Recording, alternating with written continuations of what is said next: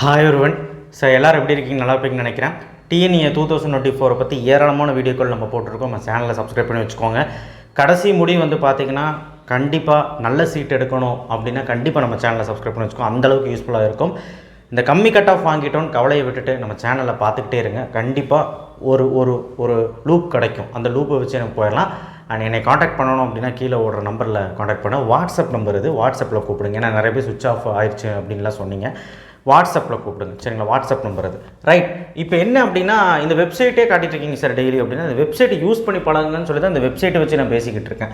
சரி, இந்த வெப்சைட்டில் கரெக்டாக இங்கே பார்த்தீங்கன்னா நிறைய இன்ஃபர்மேஷன்ஸ் இருக்கா? ஸோ இதில் டிஎன்ஏ 2024 ஷெடியூல், இது வந்து டென்டேட்டிவ் ஷெடியூல், சரிங்களா? இந்த ஷெடியூல் அமுத்துனீங்க அப்படின்னா கிளிக் பண்ணுங்கள். ஷெடியூலை கிளிக் பண்ணிங்கன்னா பிடிஎஃப் ஜென்ரேட் ஆயிரும். இதில் வந்து நீங்கள் பார்த்துக்கிட்டிங்கன்னா ஷெடியூலில் பிடிஎஃப் ஜென்ரேட் ஆயிடுச்சு. ஸோ இதில் வந்து பார்த்திங்கன்னா இப்போ கவுன்சிலிங் அப்ளிகேஷன் ரெஜிஸ்ட்ரேஷனில் இருக்கும், சரிங்களா? 6ஆம் தேதி. அதுக்கப்புறம் ரெஜிஸ்ட்ரேஷன் ஆன்லைன் அப்ளிகேஷன் எப்போ க்ளோஸ் ஆகுதுன்னா 6/6/2024. Last date for uploading documents நான் அதை பற்றி சொன்னேன். சர்டிஃபிகேட் அப்லோட் வந்து 12/6/2024. ரேண்டம் நம்பர் எப்போ வரும்னா 12/6/2024 அன்றைக்கே வந்துடும். அந்த சர்டிஃபிகேட்டை அப்லோட் பண்ணுறதுக்கு டைம் கொடுக்குறாங்க இல்லையா, கிரேஸ் டைம் கொடுக்குறாங்க இல்லையா, அந்த டைம்லேயே அந்த லாஸ்ட் நாள் வந்து 12ஆம் தேதி வந்துடும்.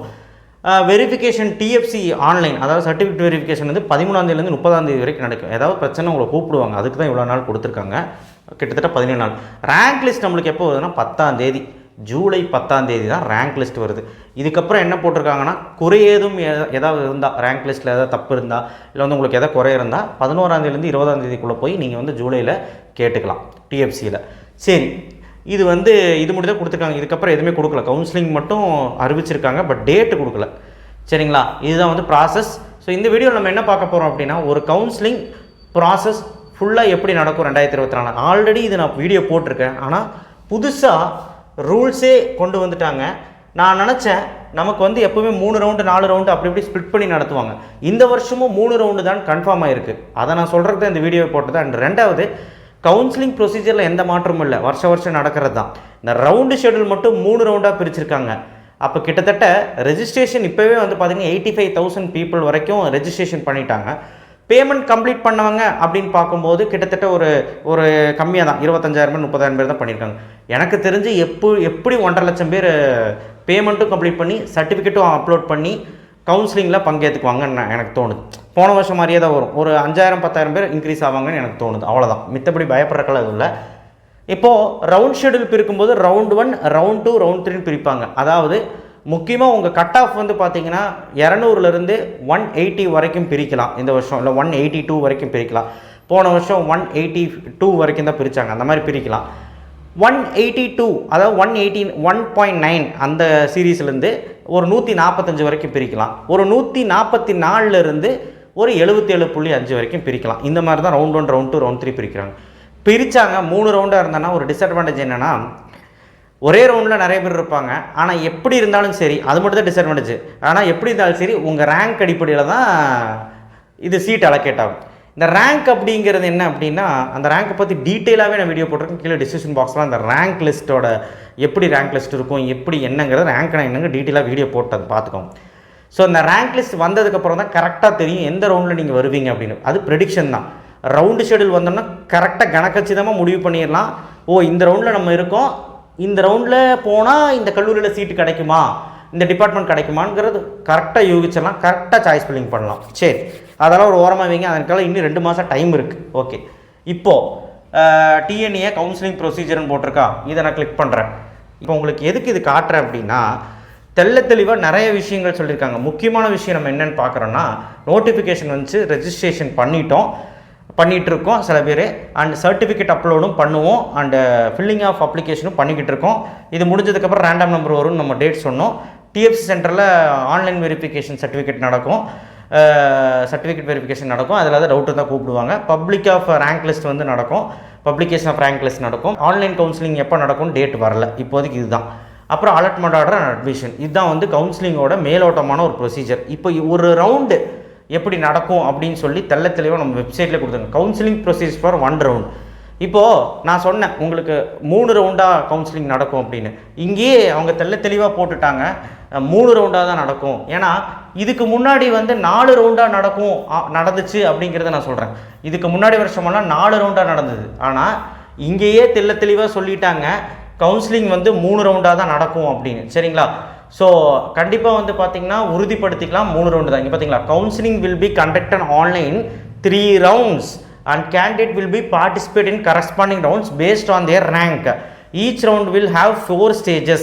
4 ஸ்டேஜ் இருக்கும். என்னென்ன stages? Choice filling, allotment, confirmation of allotment, reporting to college or TFC with payment of fees depending upon their confirmation. இதெல்லாம் என்னென்னு புரிய வைக்கிறேன். இந்த ப்ரொசீஜர்ஸ்லாம் ஆல்ரெடி வீடியோ போட்டிருக்கேன். பட் 2024 ஏதாவது மாற்றம் இருக்குமான்னு நினச்சா அது ஒன்றும் இல்லை. போன வருஷம் மாதிரி தான் இருக்குது. 3 ரவுண்டு தான் நடக்க போகுது. அப்போ 3 கட் ஆஃபாக பிரிய போகுது. அந்த ப்ரெடிக்ஷன்லாம் நெக்ஸ்ட் வீடியோவில் பார்த்துக்கலாம். சாய்ஸ் ஃபில்லிங் எவ்வளோ நாள் நடக்கும், அலாட்மெண்ட்னா என்ன, அலாட்மெண்ட் எப்படி உங்கள் கைக்கு வரும், கன்ஃபர்மேஷன் ஆஃப் அலாட்மெண்ட் பண்ணுறதுக்கு ஒரு 2 நாள் டைம் தருவாங்க, அது என்ன, அப்புறம் டிஎஃப்சிக்கு போகணுமா, யார் வந்து காலேஜுக்கு போய் இப்போ ஃபீஸ் எவ்வளோ பே பண்ணணும், டிஎஃப்சியில் எவ்வளோ காலேஜில் ஃபீஸ் பே பண்ணணும், எல்லாம் தெளிவாக பார்த்துடலாம். ஸோ இப்போ வந்து ஓரளவுக்கு தான் சொல்ல முடியும். என்னென்னா வந்து உங்களுக்கு இப்போ தான் அப்ளிகேஷன் ரெஜிஸ்ட்ரேஷன் பண்ணிகிட்ருக்கீங்க. ஸோ மேலோட்டமாக நிறைய பேர் என்கிட்ட ஃபோனில் டவுட்டு கேட்டனால தான் இந்த டவுட்டை கிளியர் பண்ணுறேன். ஸோ இங்கே பாருங்கள், 3 நாள் வந்து சாய்ஸ் ஃபில்லிங் நடக்கும். அந்த 3 நாளில் வந்து நீங்கள் எப்போ நாள் சாய்ஸ் ஃபில்லிங் பண்ணிக்கலாம். அந்த 3 நாள் டைமு. அந்த 3ஆவது நாள் சாய்ஸ் ஃபில்லிங் ஆட்டோமேட்டிக்காக க்ளோஸ் ஆகிடும். நீங்கள் க்ளோஸ் பண்ணுறீங்களோ இல்லையோ அதுவே ஆட்டோமேட்டிக்காக க்ளோஸ் ஆகிரும். ஜென்ரேட் அலாட்மெண்ட் கன்ஃபார்ம் அலாட்மெண்ட், அதாவது அலாட்மெண்ட் வந்து ஜென்ரேட் ஆகிடும் அடுத்த நாள். அந்த கன்ஃபார்ம் அலாட்மெண்ட் கன்ஃபர்மேஷன் பண்ணுறதுக்கு 2 நாள் டைம் தருவாங்க. அடுத்த 2 நாள், இந்த 3 நாள் சாய்ஸ் ஃபில்லிங் முடிஞ்சு 4ஆவது நாளும் 5ஆவது நாளும் வந்து பார்த்திங்கன்னா அந்த அலாட்மெண்ட்னா என்னென்னா, சாய்ஸ் ஃபில்லிங் கொடுத்துருப்பீங்கள்ல, நிறைய காலேஜஸ் நிறைய கோர்சஸ், ஏதோ ஒரு சாய்ஸ் கிடச்சிரும் உங்களுக்கு. அது கிடச்ச உடனே அது ஏதோ ஒரு பிஹெச்சியில் கம்ப்யூட்டர் சயின்ஸ் கிடைக்குதுன்னு வைங்க, அலாட்மெண்ட் வந்துடும். அந்த ஒரு சீட்டு தான் ஒரு நிறைய பேர் 2 சீட் 3 சீட் கிடைக்குமான்னு கேட்டிங்க. அப்படி இல்லை, ஒரு சீட்டு தான் உங்களுக்கு கன்ஃபார்ம் ஆகும். அந்த ஒரு சீட்டு வேணுமா வேண்டாமாங்கிற நிறைய ஆப்ஷன்ஸ் காமிக்கும். ஒரு சிலருக்கு அந்த ஆப்ஷன்ஸ் மாறும். அதுவும் நெக்ஸ்ட் வீடியோவில் பார்த்துக்கலாம். அது இப்போ சொன்னால் உங்களுக்கு புரியாது. ஸோ நல்லா புரிஞ்சுக்கோங்க, சாய்ஸ் ஃபில்லிங் கரெக்டாக கொடுக்கணும். சரிங்களா? இல்லைனா நிறைய ஆப்ஷன்ஸ் இருக்குது, அதில் ஏதோ ஒரு ஆப்ஷன்ஸ் வந்துட போகுது. அதில் 3 விதமான பாசிபிலிட்டிஸ் இருக்குது. அதெல்லாம் சொன்ன தலையே சுற்றிவிடும். ஸோ அடுத்த இதில் சொல்கிறேன் நான். இப்போ நம்ம என்ன பார்க்கலாம் அப்படின்னா, என்ன நடக்கும் ஜென்ரலாக பார்த்துடலாம். அந்த 2 நாளுக்குள்ளே நீங்கள் கன்ஃபர்மேஷன் பண்ணலைன்னா சீட்டு வந்து போயிடும். பார்த்துக்கோங்க, 2 நாளுக்குள்ளே அந்த சீட்டு வேணுமா, பிஹெச்சியில் சிஎஸ்சி ஓகேவா இல்லைன்னு கன்ஃபார்ம் பண்ணணும். சரி, அது முடிஞ்சதுக்கப்புறம் அக்செப்ட் அண்ட் ஜாயின். இப்போது உங்களுக்கு அலாட்மெண்ட் கன்ஃபர்மேஷனில் என்னெல்லாம் இருக்கும் அப்படின்னா, accept and join, accept and upward, decline upward, move to next round, decline 1, move to next round, good from counselling. இந்த மாதிரி நிறைய ஆப்ஷன்ஸ், ஏதோ ஒரு ஆப்ஷன்ஸ் இருக்கலாம், இல்லை வந்து எல்லா ஆப்ஷனும் இருக்கலாம். அது அந்த சாய்ஸ் ஃபில்லிங்க்கு ஏற்ற மாதிரி வரும். சரிங்களா? இப்போது ஒருவேளை உங்களுக்கு இந்த ஆப்ஷன்ஸில் எது கிளிக் பண்ண போகிறீங்க, இப்போ இந்த காலேஜ் பிஹெச்டி காலேஜில் கம்ப்யூட்டர் சயின்ஸ் பிடிச்சிருக்கு அப்படின்னா அக்செப்ட் அண்ட் ஜாயின் கொடுத்துருங்க. அவ்வளோதான், முடிஞ்சு. அந்த ஆப்ஷனை கிளிக் பண்ணிட்டீங்கன்னா கன்ஃபர்மேஷன் முடிஞ்சதுக்கப்புறம் பேமெண்ட் வந்து காலேஜில் போய் 5 நாளுக்குள்ளே பே பண்ணணும். அதாவது 5ஆவது நாள் வந்து அலாட்மெண்ட் கன்ஃபர்மேஷன் முடிஞ்சிடும். 6, 7, 8, 9, 10 5 நாள் டைம் தருவாங்க. 5 நாள் தான் ஃபீஸு கட்டுறக்கான டைம் அலாட்மெண்ட் வந்ததுக்கப்புறம். சரிங்களா? அந்த ஃபீஸ் எவ்வளோ சார் கட்டணும்னா, அது காலேஜுன்னு இன்றைக்கி 1 லட்சமா 2 லட்சமா 50,000 அதெல்லாம் சொல்லுவாங்க. அது நீங்கள் அங்கே போய் பேரம் பேசிக்கோங்க. பேரம்னா அங்கே போய் கன்செஷன் கேட்டுக்கோங்க. நான் இப்போ அப்புறம் பே பண்ணுறேன் அந்த காலேஜ் முடிவு பண்ணுறது. ஸோ அந்த ஃபீஸை கொஞ்சம் ரெடி பண்ணி வச்சுக்கோங்க. ஒருவேளை நீங்கள் வந்து அந்த சீட் எடுக்காம விட்டிங்கன்னா கண்டிப்பாக வந்து பார்த்திங்கன்னா அது வேக்கன்சியாக அறிவிச்சிருவாங்களாம்மா. அண்ட் அடுத்த ரவுண்டுக்கு அது வந்து வேக்கன்சி லிஸ்ட்டில் ஆட் ஆகிடும். ஐ மீன் சீட்டு வந்து இருக்கிற மாதிரி காமிக்கும்.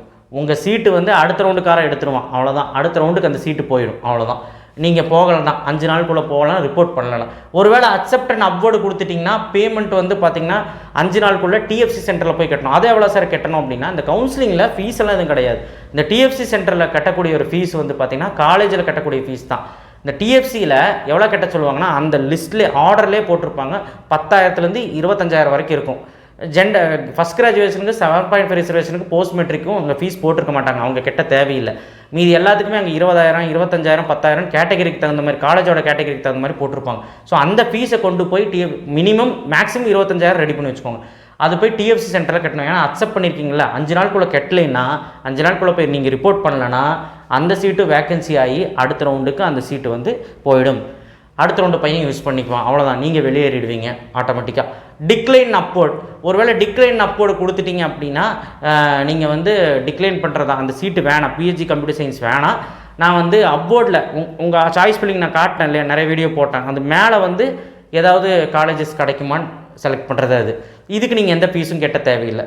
Upward move to next round அப்படின்னா நீங்கள் வந்து அப்வர்டு கொடுத்துட்டு அடுத்த ரவுண்டுக்கு, அப்வர்டில் நான் சீட் இருந்தால் எடுத்துக்கிறேன், அது இல்லைன்னா நான் அடுத்த ரவுண்டே போய்க்கிறேன் அப்படிங்கிற மாதிரி டேரெக்டாக கொடுக்குறது. Decline and move to next round, இது அப்போர்ட்லாம் இல்லை, டிக்ளைன் பண்ணிக்கிறேன், இந்த சீட்டே வேணாம், ஒன்றுமே வேணாம், நான் அடுத்த ரவுண்டில் பார்த்துக்கிறேன், அடுத்த ரவுண்ட் போயிடுவீங்க. ஸோ டிக்ளைன் கியூட்னா முடிஞ்சு போச்சு, கவுன்சிலிங்லேருந்து வெளியேறிடுவீங்க. ஸோ அப்போர்டு சரி, டிக்ளைன் அப்போர்டு சரி, அப்போர்டர மூவ் டு நெக்ஸ்ட் ரவுண்டும் சரி, இதை பற்றி நான் சொன்னேன். இது எல்லாருமே வந்து பார்த்தீங்கன்னா run upward movement for upward opted and paid candidate and mood and provide allotment order 1 day. நல்லா கேட்டுக்கோங்க, இவங்களுக்கு எல்லாத்துக்குமே வந்து பார்த்தீங்கன்னா அப்போர்டு கொடுத்துருக்காங்க, எல்லாருமே அப்போர்டு கொடுத்துருக்காங்க. இவர் மட்டும் அக்செப்ட் கொடுத்து காலேஜில் ஜாயின் பண்ணிட்டார். இவங்க 3 பேர் வந்து மட்டும் பார்த்தீங்கன்னா, இவங்க 3 பேர் நல்லா கவனிங்க, அப்போர்டு கொடுத்துருக்காங்க. அப்போர்டு கொடுத்தனால இவர் மட்டும் பே பண்ணிடணும், இவங்க 2 பேர் பே எதுவும் பண்ண வேண்டாம். அப்போர்டில் கொடுத்த ரிசல்ட் எல்லாமே எப்போ வரும் அப்படின்னா, அந்த 5 நாள் டைம் கொடுத்தாங்களா, அந்த 5 நாளுக்கு அப்புறம் ஒரு 3 நாள் டைமில் வந்துடும். அந்த அலாட்மெண்ட் ஆர்டர் அந்த ஒரு 1 டேக்குள்ளே வந்துடும் சொல்கிறாங்க, சரிங்களா? அந்த அலாட்மெண்ட் ஆர்டர் நல்லா கேட்டுக்கோங்க, ஃபஸ்ட்டு ஒரு அலாட்மெண்ட் ஆர்டர் உங்களுக்கு வரும், அதெல்லாம் அது அப்புறம் பேசிக்கலாம், உங்களுக்கு புரியாது. அந்த அப்போர்டோட ரிசல்ட் எப்போ வருங்கிறத சொல்லிட்டு இருக்கேன், அதை இவங்க சொல்லலை. ரிசல்ட் எப்போ வரும்னா அந்த 5 நாள் முடிஞ்சதுக்கப்புறம், இப்போ அந்த பேமெண்ட் டேட்டெல்லாம் முடிஞ்சதுக்கப்புறம் 3 நாள் டைமுக்குள்ளே வந்துடும். வந்ததுக்கப்புறம் நீங்கள் அப்போர்டில் கொடுத்தது கிடச்சதா, ஐ மீன் அப்போர்டில் எதாவது கேட்டிருந்தீங்களா, எதாவது கொடுத்தா நல்லாயிருக்கும் சாமி அப்படின்னு, அது வரும். இல்லை அப்படின்னா அக்செப்ட் பண்ணிட்டீங்க தெரியுமா, நீங்கள் பிஹெச்சியில் கம்ப்யூட்டர் சயின்ஸ் அக்செப்ட் பண்ணி வச்சுருக்கீங்கல்ல, அது வந்துடும். அப்போ அக்செப்ட் பண்ணிக்க வந்தால் அதுதான் ஃபைனல், அப்போர்டில் வந்தால் அதுதான் ஃபைனல். நல்லா புரிஞ்சுக்கோங்க, அப்போர்டில் ஒரு வேளை எந்த காலேஜ் கிடச்சி ஒரு காலேஜ் அலர்ட் ஆயிடுச்சுன்னா அதுதான் ஃபைனல் ரிசல்ட், அது நீங்கள் எடுத்துக்கிட்டே ஆகும். ஒருவேளை அப்போர்டில் இல்லை, நீங்கள் அக்செப்ட் பண்ணிட்டீங்கல்ல, அதனால் அக்செப்ட் பண்ண காலேஜே வந்துச்சுன்னா அதுதான் ஃபைனல், அவ்வளோதான், அதுதான் ஃபைனல் ஆர்டர். நீங்கள் அந்த காலேஜை போய் ஜாயின் பண்ணணும். டிக்ளைன் கொடுத்துட்டிங்கன்னா பிரச்சனை கிடையாது. டிக்ளைன் கொடுத்துட்டிங்களா, பிஹெச்சி வேண்டாம், சிஎஸ்சி கம்ப்யூட்டர் சயின்ஸ் அந்த பிஹெச்சியில் வேணாம்னு சொல்லிட்டீங்க. அப்போர்டில் இருந்தால் ஏதாவது வந்தால் ரிசல்ட் வந்தால் அதுதான் ஃபைனல், இல்லை வரலைன்னா அடுத்த ரவுண்டு தான் போவீங்க. இதுவும் சரி அடுத்த ரவுண்டு தான் போவீங்க. இதுதான் வந்து ப்ராசஸ். இது வந்து நான் அவுட்லைனாக தான் சொல்லியிருக்கேன், இன்னும் நிறைய விஷயங்கள் இருக்குது. ஸோ இது வந்து கொஞ்சம் கூர்ந்து கவனிக்கணும். இந்த உங்கள் வெப்சைட்லேயும் கொஞ்சம் பாருங்கள், இங்கே வந்து தெளிவாக ஒரு கவுன்சிலிங் ப்ரொசீஜர் திரும்ப ஒரு ஃப்ளோ சார்ட் போட்டு கொடுத்துருக்காங்க, இதெல்லாம் தேவையில்லை. ஸோ எதாக இருந்தாலுமே ரேங்க் லிஸ்ட் வரட்டும், நான் வந்து உங்களுக்கு தெளிவாக இன்னுமே நான் சொல்கிறேன். நிறைய விஷயங்கள் உங்களுக்கு சொல்லிக் கொடுக்கணும், கவுன்சிலிங்கை பற்றி நுணுக்கமாக தெரிஞ்சால் தான் நம்ம ஏமாறாமல் போய் சீட் எடுக்க முடியும். சாய்ஸ் ஃபில்லிங்கில் ஏமாந்துட்டீங்க, கரெக்டாக நீங்கள் சாய்ஸ் ஃபில்லிங் வைக்கல அப்படின்னா கண்டிப்பாக நான் சொல்கிறேன் உங்களுக்கு நல்ல காலேஜ் கிடைக்காது. நான் பயப்படுத்துகிறேன்னு நினைக்காதீங்க, நல்ல சீட்டு வேணும், கம்மி கட் ஆஃப் வச்சு நல்ல சீட்டு வேணும். ஸ்மார்ட்டாக சாய்ஸ் ஃபில்லிங் பண்ணிங்கன்னா சாய்ஸில் நம்ம காலேஜை பிடிச்சிடலாம். நிறைய பேருக்கு கிடச்சிருக்கு, கிடைக்காதவன் தான் புலம்புவான், கிடைச்சவன் கண்டிப்பாக சந்தோஷமாக இருக்கான். கிடைச்சவன் கிட்ட யாராவது இருந்தால் போய் கேளுங்க, கண்டிப்பாக கிடைக்கும். வெயிட் ஃபார் கவுன்சிலிங், அவ்வளோதான் சொல்ல முடியும். ஒரு கவுன்சிலிங் எப்படி நடக்கும் அப்படின்னு இப்போ ப்ரொசீஜர் சொன்னேன். ஃபீஸு கவுன்சிலிங் ப்ரொசீஜருக்கு எதுக்கும் தேவையில்லை. நீங்கள் காலேஜ் போய் சேரும்போது ஃபீஸ் கட்டினா போதும், இல்லை அப்போர்டு அக்செப்டன் அப்போர்டு கொடுத்துட்டா மட்டும் டிஎஃப் சென்டரில் போய் ஒரு 25,000 பணத்துக்குள்ளே கேட்பாங்க, அது போய் கட்டினா போதும். மித்தபடி கவுன்சிலிங்க்கு ரெஜிஸ்ட்ரேஷன் பணம் மட்டும்தான், 500 ரூபா தான், வேறு எதுவுமே கிடையாது. அண்ட் எஸ்சி எஸ்டிக்கு 250 ரூபா தான் வாங்குவாங்க, அவ்வளோதான். ஓகேவா? ரெஜிஸ்ட்ரேஷன் ஃபீஸ் வேறு எதுவுமே அவங்க 5,000 6,000 கேட்டாங்க, வேறு எதுவுமே ஃபீஸ் பே பண்ண தேவையில்லை. ஸோ எல்லாமே வெயிட் பண்ணுங்கள். நம்ம ரேங்க் லிஸ்ட்டை பற்றி தெளிவாக சொல்லியிருக்கோம். ரேங்க் லிஸ்ட் எப்படி இருக்கும், ரேங்க் லிஸ்ட்னால் என்னங்கிறது வீடியோட கீழே டிஸ்கிரிப்ஷன் பாக்ஸில் கொடுக்குறேன், அதை நீங்கள் பாருங்கள். ஓகேவா? தேங்க்யூ. ஷேர் பண்ணுங்கள், சப்ஸ்கிரைப் பண்ணுங்கள். நெக்ஸ்ட் வீடியோவில் சந்திப்போம். தேங்க்யூ.